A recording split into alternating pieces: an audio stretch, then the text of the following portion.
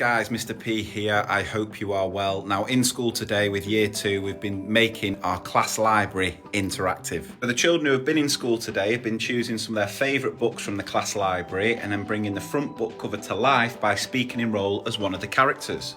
We've then been able to link the videos to the books by using augmented reality. So if the children scan the front book covers using an app called iJack, it then comes to life and tells them all about the story, which will hopefully inspire them to read those books. Let's take a look.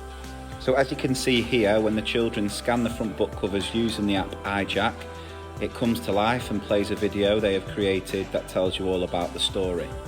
And this has just been a great way to promote reading, sharing our favourite stories, speaking in role as characters, loads of oracy and then loads of computing by creating those videos and then linking it through augmented reality. Hello, I am the mouse from the Gruffalo. This is a story about a day when I walked through the deep dark woods. I try not to get eaten by a fox, owl and snake. I tricked them by saying I was meeting the Gruffalo, who is a made-up creature, or is it? This is a fun story for children 3 to 8 by Julia Donaldson and one of my favourite books to read.